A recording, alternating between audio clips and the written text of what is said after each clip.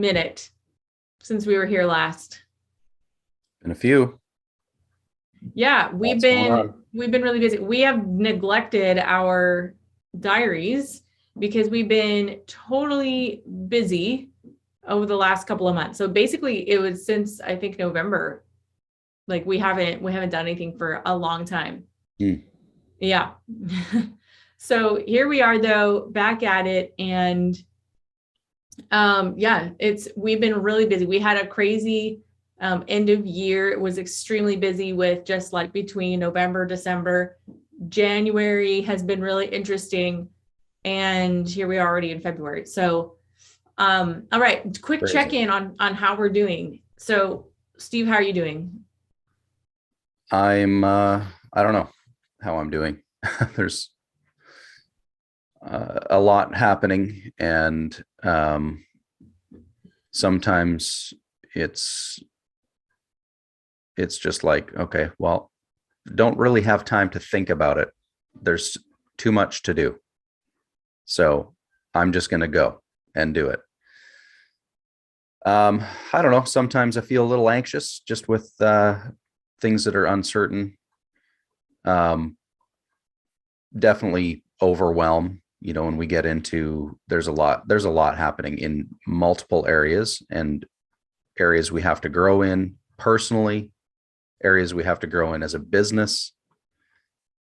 And then there's all this stuff to do. And then there's, we work with a lot of people. So then there's people things, and it's a lot to work with and to balance. So anyway, just the ebbs and flows of being an entrepreneur and a business owner. How are you? Oh,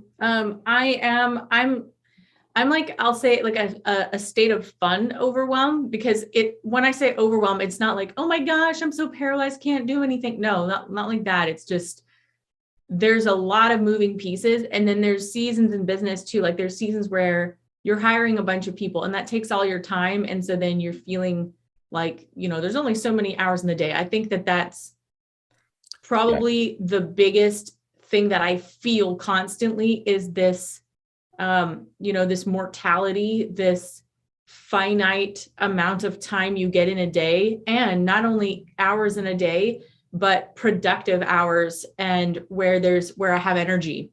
There's a finite amount of energy and there's a finite amount of time. And so making sure that I'm spending that energy that I have wisely, and making sure that I'm able to maximize the energy. And for a lot, I just think this is why entrepreneurs exercise. This is why entrepreneurs are also into health and into fitness and into, improving productivity and their brain health. Like there's a lot, because there's too much to do. We have so much to do, mm-hmm. and not enough time to do it, and finite amount of energy. And so that's why sleep and fitness and health and vitamins and taking care of yourself plays such a huge part. And that's definitely a part of our lifestyle too. We have probably an entire vitamin store in our cupboards. And so, we don't get sick very often. When we do, we tend to bounce back pretty quick, because we really do try to take care of ourselves. So when I say a fun state of overwhelm, it's because there's a lot of good things happening. There's a lot of moving parts. Right now, we're doing a lot of hiring. So that's very intensive. It's a bit of a roller coaster, going through the process, trying to find the right people. It's very mentally engaging. It's intensive mentally and sometimes emotionally too. So it's, but that's a season, right? You're not always in that season constantly. There's times where you're doing that. And then there's times where you're able to focus 100% on something else for a period of time. And then that, you get curveballs constantly. So, mm-hmm. I mean, I'm doing well. I'm feeling excited about this year. We have some pretty big goals. We could talk about that, about some of our goals. One of them is we want to double our business this year. That's like a really big goal. And what does that mean? Doubling our business? Yeah, well, from a high level, it's like a revenue amount. We want to double it from a revenue perspective. So heading into the 8-figure mark is going to be a big deal. It's like for the year. We'll see if we're able to get there. Right now is kind of a bit of a like a that push off. So like the beginning of like a sprint, when someone runs like a 400-yard sprint, there's a split second where it's slow going, right? It takes a second to push off of something and to Yep. get it in motion. The And launch. that's yeah, that launch pad part. And then once they're off to the races, they can increase their speed. And so that's where we're at right now in this first quarter, is that push off part, and changing some things structurally, not structurally. I mean, a little bit in our business model that will help us get there. And that takes a tremendous amount of thinking and a tremendous amount of like working through details of how will this work? How will that work? What are the logistics around that? How do we launch this program or that one? It's a lot of mental working and reworking it. And so that's how we're going to get there. So when we say double our business, it's revenue. There will be a lot of hires potentially, and doubling the size of our audience. I mean, doubling just means like doing twice of what we've already accomplished. Okay. Well, let's talk about hires a little bit, because we've been deep in the weeds of hires for the last week and a half or so. And prior to that, and even in the midst of that, we've had some other HR stuff come up that we've had to deal with too. So that's the fun part of the fun that you get to experience as a business owner, is all the people, their issues, their drama, their problems, and because hiring and firing and people quitting and people getting sick and everything in between. You get to be the one person that deals with all of it. So you meaning us. Yeah. As the business owner, you're the person that gets to deal with all those because problems, right? Businesses are made of real humans. Yep. And real humans have drama. They have life things that come up. They have their own endeavors. They have their own dreams. They have their own. And sometimes, well, I'm learning, it doesn't involve you. It doesn't involve your business, and I mean, sometimes, I just have so many thoughts about this lately. But we're hiring some key people, some important people. There's always a level of turnover, especially in different departments. So I would say in our warehouse crew, it's fairly normal that it's a little bit of a higher turnover there because of the nature of the job and just, what we can offer even in terms of pay, in terms of salary ranges. Just there's certain expectations they're pretty industry standard. And so that's totally fine. And that is what it is. And there's also the demographics of the area too, right? There's a lot. So a lot of students.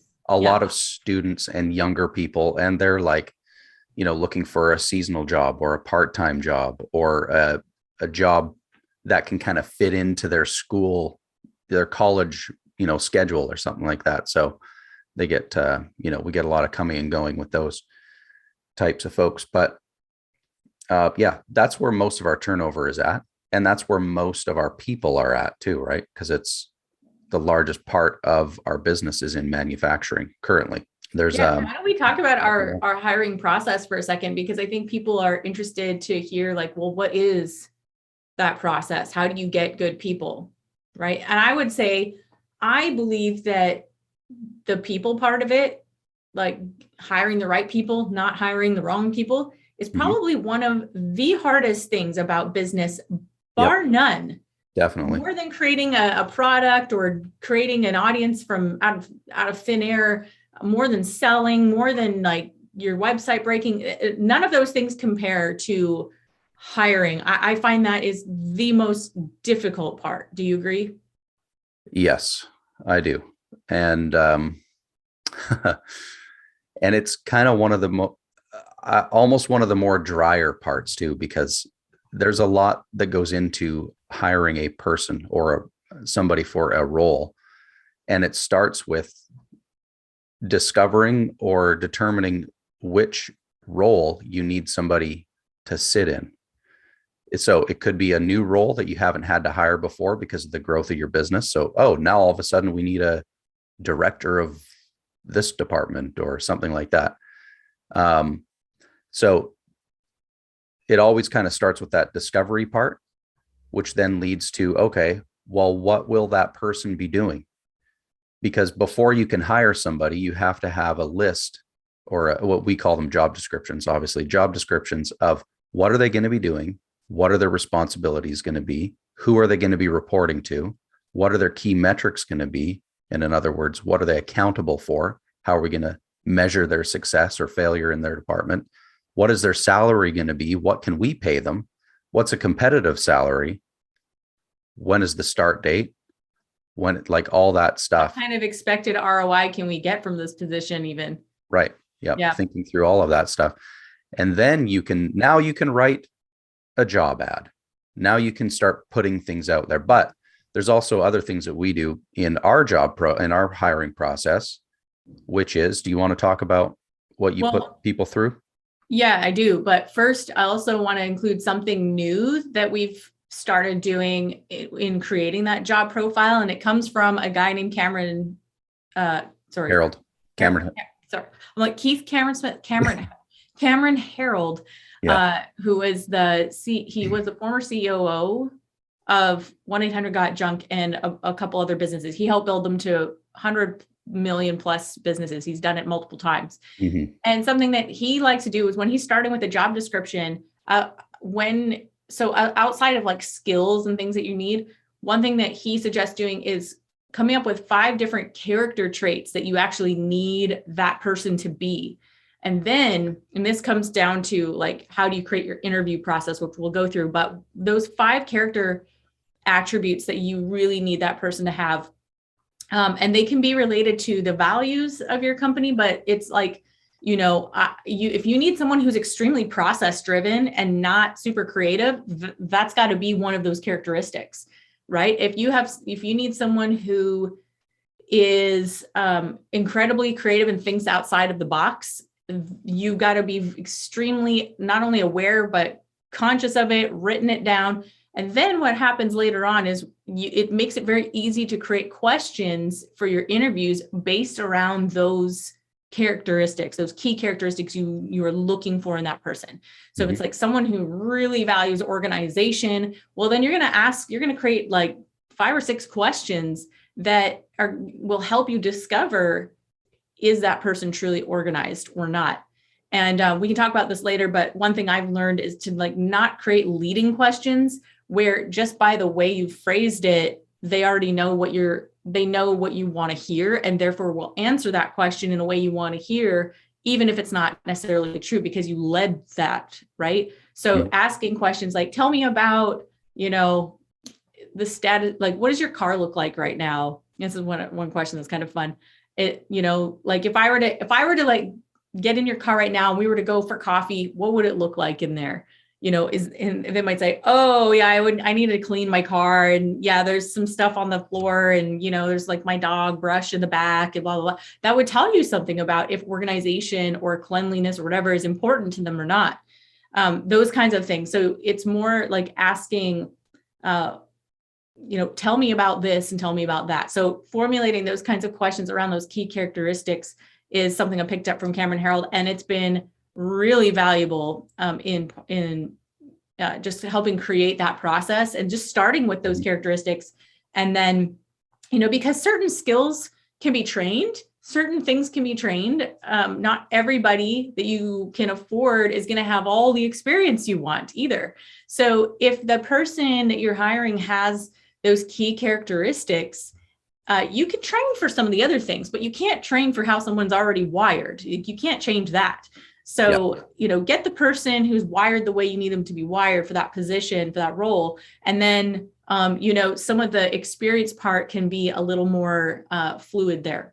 Mm-hmm. So that's one thing that we've just started incorporating. But as for the actual process, let's talk about that in a few steps, because it's morphed a little bit and it'll continue to morph. That's the thing, is like you create a hiring process and it's good for that for that moment, but it needs to be refined over time. And of course, if you're just like a one person entrepreneur, it's going to be a little bit a simplified version, but I think you can, pick up some of the principles and apply them. Yep.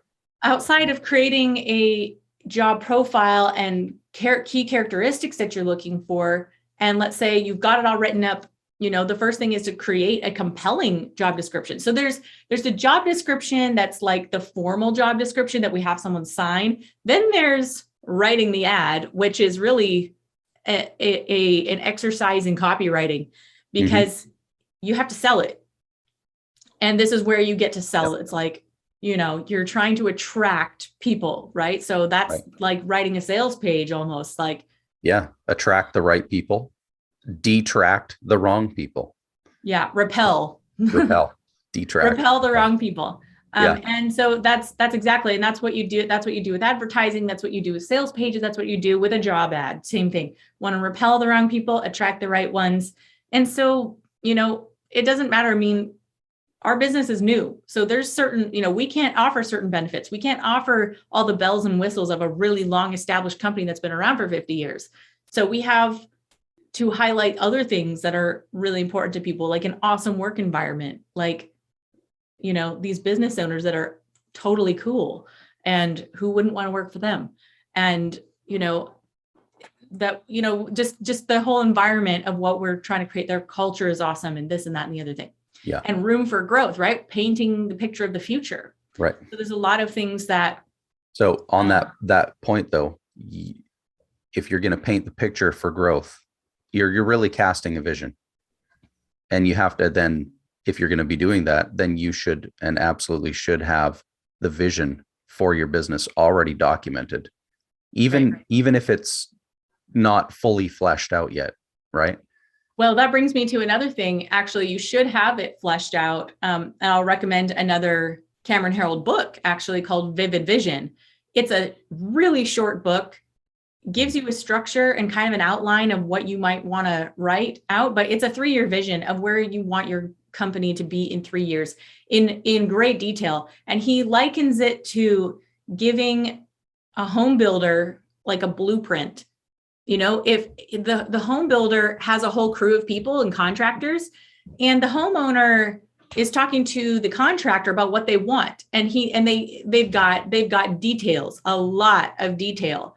Now, if that home builder didn't have all those details, and he didn't have pictures and color swatches and all the things that you've given them, you're not going to get what you have in your imagination at the very end of the day. You might get a nice house that's built, but it's not your house. It's not the one you envisioned. It's not the one you dreamed about. And so how can anybody know that? How can anybody who's working for you help create that thing come to life if they don't have a very specific picture of exactly where you're headed? So that's what the Vivid Vision is. Took me an hour to write mine, hours. And the book is a very short read. Just definitely go out and buy that one, because so the point is, after you've written that, when you go into the interview process, we have potential hires read the Vivid Vision. And that's part of Cameron Herold's process as well. It's like, at this point, you give your vision out to everyone. We haven't put it on our website yet, but we will eventually, where the whole world is going to know about it. The whole world will know where we're going. Because then everybody can rally together, and it'll actually help it manifest. It'll actually help it come to fruition. So now, yeah. I could see people saying a couple of things. Well, what if it changes? Can it change? Yeah, he addresses that right in the book, and it's likely to change, but he tells you, don't be tempted to go back and keep modifying and modifying and modifying. Just write your vision and then go. And don't overthink it, really. Paint it as vivid and as detailed as you can. Right down to, are there plants in your office? Like, as detailed as you could possibly get. And then, yes, some things are going to change. I think unless there's a complete overhaul to the structure of your business or complete overhaul to the entire model, just leave it and go with it. But in general, that's the vision. So it does take, now, Now, I didn't just sit down and write in an hour. I took time first to think about the vision. You need, he encourages you to go out into nature and, unplug and like really let your mind explore and like really go for it, right? To get to that place where you can start imagining those things. So that takes some time. You don't just sit down to start writing. For me, it's easy because I'm always in like a visionary type of state. Like it's very easy for me to go there. Yeah. Very easy for me to go into a state of imagination. But if it's not for you, you might need to unplug more and get into that state. Yeah. So anyway. And hold on though for a second. I would say if you're in a position where you're thinking about hiring, you should have a vision. Yeah. And so what would you say to somebody who's like, well, I'm not quite sure what my vision is, but they have a business and they want to start hiring people? I would say read the book because I mean, Cameron will do all the butt kicking that you need if that's what you need. It's like, well, I don't have a vision. Well, it's like, then you're detached from your imagination then. I mean, you need to reattach your imagination because that's all that business is in a way. It's like, who is it that says that? It's like entrepreneurs, I think it's Alex Charfen. He says entrepreneurs are so unique in that they imagine a future that doesn't exist. Mm-hmm. They come back to reality and then they actually make that happen. Yeah. So I would just say, I mean, if it's in your DNA, if you're an entrepreneur, you should already have a measure of that activated already. And if not, it could just be the season you're in is very intensive and you're just having a hard time getting into that state. Read the book. Cameron Herold has some great suggestions as to how to get into the right state. He's got a whole bunch. So it's just a matter of activating your imagination, like, like I said already, probably unplugging from your day-to-day, like take a weekend or take a long weekend and go do something like, yeah. So it's just a matter of getting there. Mm-hmm. So coming back to our hiring process, it starts with the job description. It starts with the ad and attracting the right people, repelling the wrong people. From there, we send applicants to a ridiculously long application form. Depending on the job, the position that they're applying for, right? But yes, generally there's an application that's a huge long form they have to answer. Yeah. 30 or 50 questions. Okay. And the purpose of this is multiple. One, people who are not serious about a job won't bother with it because it probably takes at least an hour to fill this whole thing out. Mm-hmm. The second thing is we start getting to know the person through this application process. What is important to them? What are things they're proud of? What are, some of their experience, some of their history, things like that. From that point, we start, rating the applicants, and we have a number of different things we rate them on, from skills to experience. How thorough were they? Did they give one word answer? Was it a nice big paragraph? Were they thorough? And culture fit and a variety of things. And we rate each of those on a scale of 1 to 5. And I think there's five of those categories. And then what we do is we take the average of those 5 things. So let's say they got a 3 and a 2 and a 1 and a 4 and a 5. We add them all up and divide it by 5 and take the average. And the way they progress to the next stage is if they get a 4 or above. If they get a 4 or above, we graduate them to the next stage. So, and then at that point, we're like, okay, chances are a lot higher that these people who made it to a 4 and above are going to be a good fit. So we kind of narrowed it down. Mm-hmm. From there, at least our current process is that we then send them to a one-way video interview. Then we get to really get a sense of their personality by the way they answer questions, and you can see their face, face to face. So it's 10 questions. We use a service called Sparkhire, and Sparkhire has been great. We actually have used it for years now, and we love it. It's awesome. Yeah, we love it. Yeah. And again, there's something about seeing someone on video that helps you just really like get a sense of their personality and just, EQ and other things like that. Mm-hmm. And then we also rate them in there. So we do that natively right in the platform. We can rate, and other team members can come in, we can leave comments, things like that. And then from what happens after that stage, then comes the actual interview stage if they make it past. People are probably curious, how many people actually make it through to even the video interview. It's interesting, real interesting. So actually, we kind of need to go back to the beginning, because it starts with, once somebody sees the ad or that there's a job opening, the first thing we have them do is send us an email, right? And in that email, they have to use a specific subject line. And we have that in we give them, here's your instructions to apply, blah, blah, blah, blah, blah. One of them is the subject line. And if they don't use the subject line that we instructed, we immediately disqualify them, because right off the bat, that tells you that somebody can't follow simple directions. So if they can't follow that simple direction, but they're so eager to get a job, but they miss that one detail, then they're out. So that eliminates probably, I would say 15% right off the top of applicants. The next step is your application that you said. So they go into that. Out of the people that fill out the application, we probably have on average maybe 5 to 10% that make it out of that application, that move to the next step, which is the Sparkhire. That application form is a beast, and it tells you, if they make it through that, chances are high that they are probably going to be a good fit. Yeah. So let's say, in the end, you might, for some of our positions, we might have 100 people apply, which sounds crazy.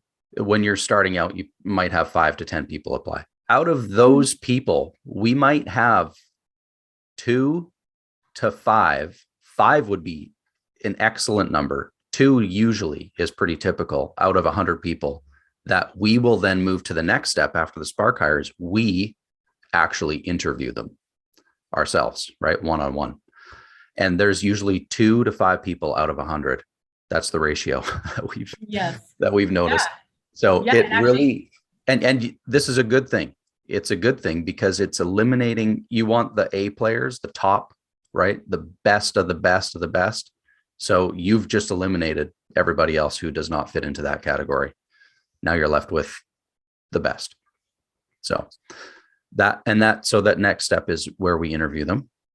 So we do a series of now one-on-one interviews. There's usually 2 or 3, depending on the role. One is a culture fit interview. So where we're just finding out more about, are we going to mesh well?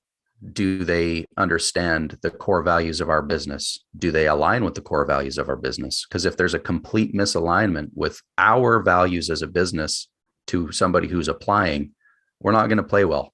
They're probably not going to enjoy the environment, right? And we are very protective of the culture of our business. That's, the values of our business are what we hire and fire to. So that's the first one of the series. And then the second one is called a top grading, which is more skills based. So do they now have the skills that we're looking for this particular position? Right. And then once they go through those 2 interviews, if they make it through both, what's the next step, Leah? Well, depending on the position, we like an online position, especially, we also have them do something called an audition. So in an audition, we picked up these different hiring things over the years of being entrepreneur, and the audition is very telling. So it's like where we give somebody a few tasks to do, like usually something on a Google Doc. And we want them to demonstrate some of their skills so that we know we can kind of gauge their level. And that has also eliminated people before, but it's also a chance for them to impress us too. So an audition is kind of like trying out for a band, right? If you're trying out, someone says that they're amazing at playing guitar. Oh, they can talk it up. They can say, oh yeah, my friends think I'm great. My mom thinks I'm great. I'm so great. All right, pick up the guitar and play. Let's see. And let's play together and let's see how we sound together, right? So it's a little more practical thing. And then you pick up a lot of things like grammar, spelling, like just are they able to do X, Y, and Z? So yeah. Are they really as tech savvy as they said they were? Can they pick up things as quickly? Because a lot of people, everybody loves to say about themselves, I learn very quickly. Oh, you give me a new technology? Oh yeah, no problem. Everybody says they're tech savvy. Everybody says they're tech savvy. What are some of the things that everybody says about themselves? They say that I'm just thinking off the top of my head. They all say that they can prioritize really well. Like if you talk about how do you prioritize, what do you do if you get overwhelmed or whatever? And they all say that every single candidate says that. They all say they're tech savvy, that they learn apps and programs really fast. They all say that. And it's like 50% true, I would say. Yeah. What about you? Anything that comes to mind? Well, one other thing that comes to mind is it's kind of like, when you ask a question like what's one negative thing somebody or maybe your last boss would say about you, and a lot of people say, well, maybe that I'm a perfectionist. Yes, they all say that. I'm a perfectionist, but really that's a good thing because that means that I really care about the details.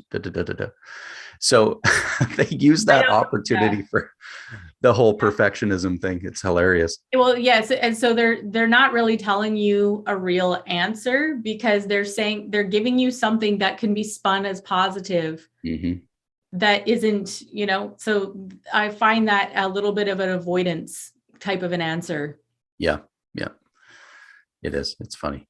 So that is funny. It's just funny. There's some like common trends you just see, like everybody says the same thing. So then it makes me think we need to reword the question so we don't keep getting the same answer, right?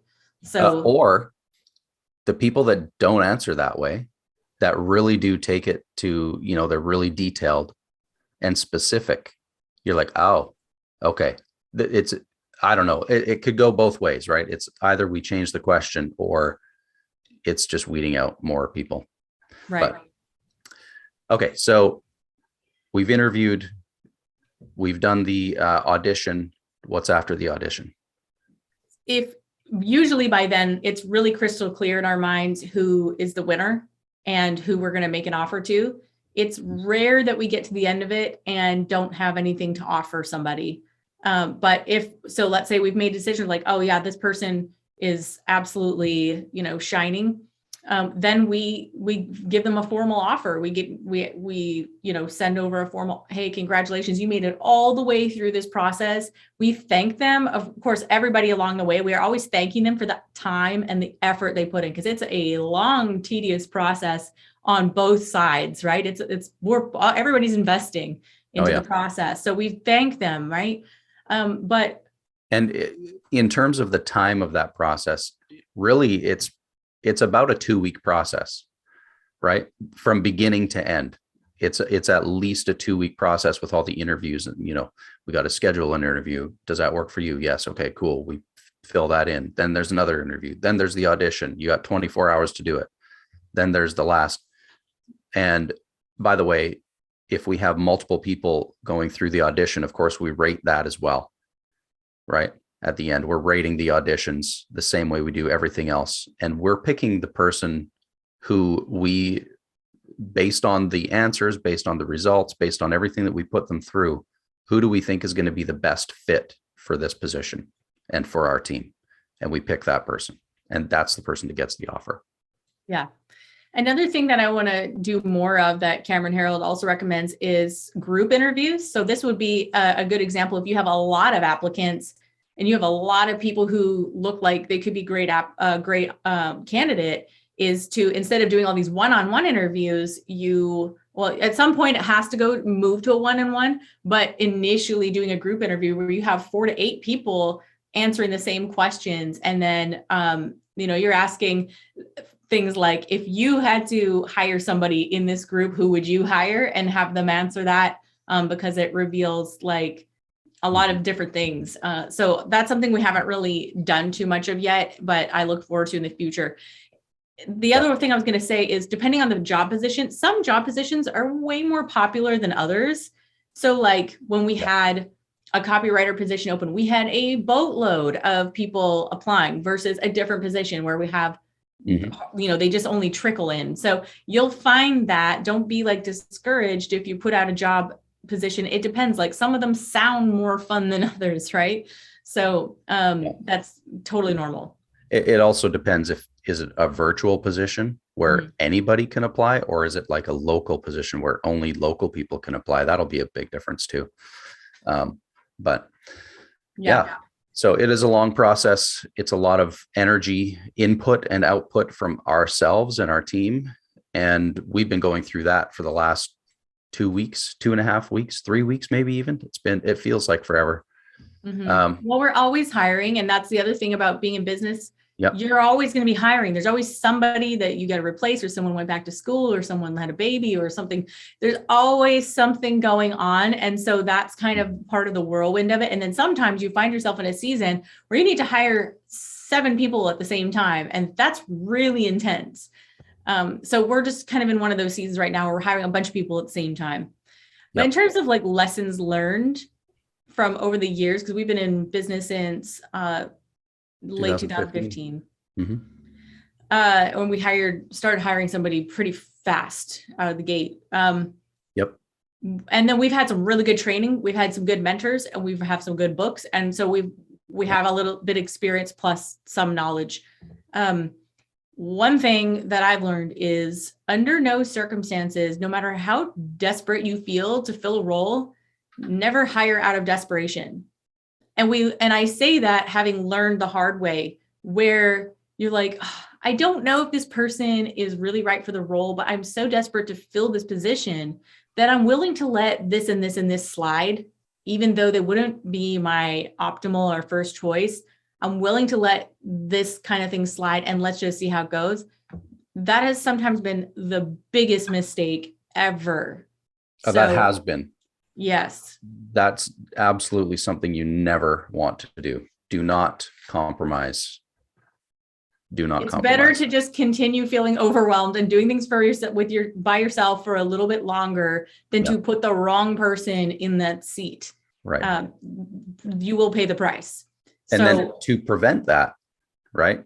Really, the key is, well, we shouldn't be putting ourselves in that position in the first place. That means we probably waited too long to figure out that we need somebody in this spot to take some work off of or to take the load off of us or somebody else, so that we can actually do more of what we need to be doing, the important things that we need to be focusing on, rather than the mundane minutia, type stuff. So, yeah. But when you're a startup and you're first getting going, you don't have a lot of extra money. It's normal to wait as long as you can, because you have to be able to afford to pay somebody, and you have to pay them every 2 weeks, right? So it is important that, like, I remember when we first got off the ground, we did everything ourselves until we could absolutely no longer only do it ourselves. So we did wait until the last second, until it was like, we're bursting. We absolutely have to have somebody in that seat. So at the very beginning stages, I would say the opposite is true, and where you are waiting until you can't do it anymore.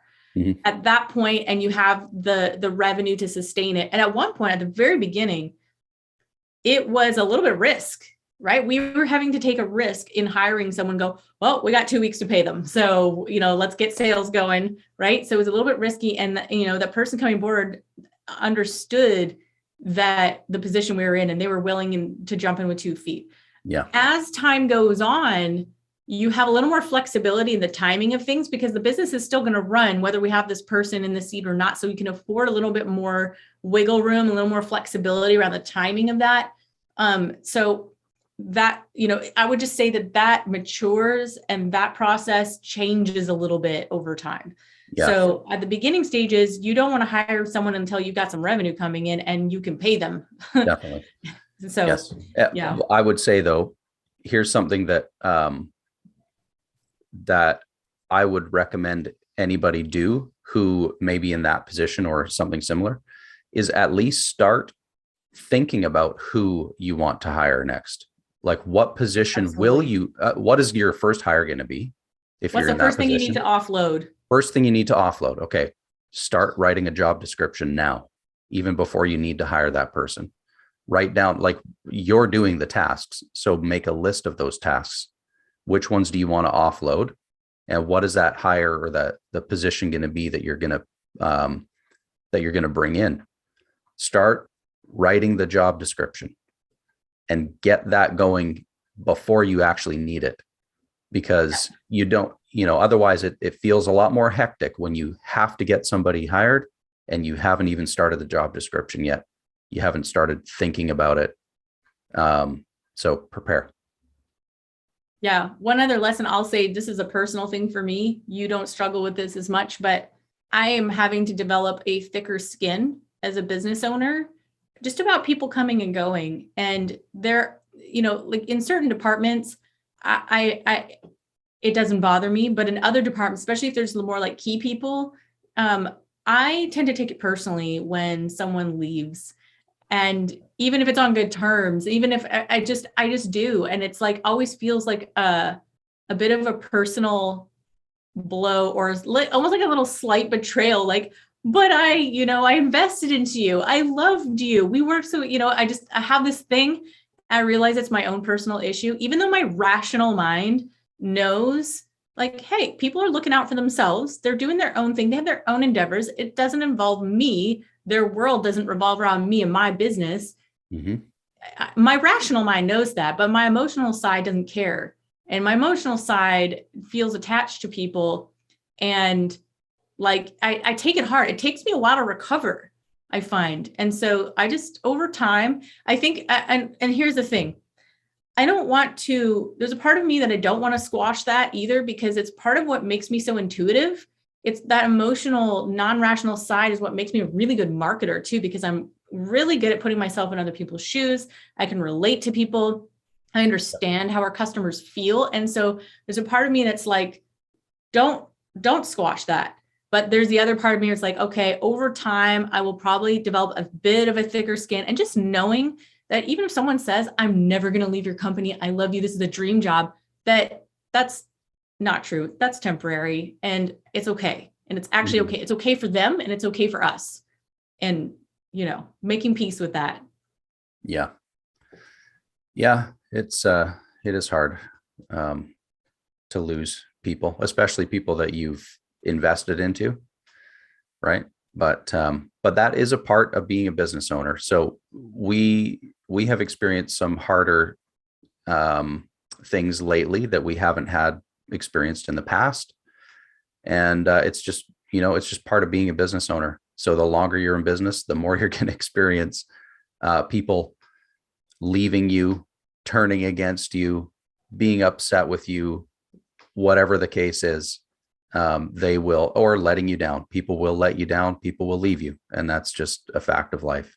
So, yeah. That's why I say, I think out of all the different aspects of business, sales and marketing and operations, the hiring part, there's nothing more difficult in my mind than, hiring, but then also keeping them. And then there's like the whole onboarding process. Let's save that for another one. Mm-hmm. What does our onboarding process looks like? What does it look like? Depending on the departments, it looks completely different. But there's some things we've learned as well. And I feel like we're still trying to get our ducks in a row on that one. But there are some things that have worked well. So anyways, I hope that this has been informative, a little behind the curtains of what our hiring process looks like. And it's pretty intense. Someone could probably make notes based off of this and create a little program, because it's, pretty thorough what we talked about, but it's worked well. We have amazing people on our team. Like the people who are here are awesome, and we love them. And because, by the time they're making it through that whole process, that they're A players, they're the best of the best. So yeah. Yeah. Cool. Well, that's it for today. That's all. Enjoyed it. Leave us some comments if you have questions, follow-up topics to this, or just thoughts. So I hope it was helpful. Okay. All right. Bye. See you next time.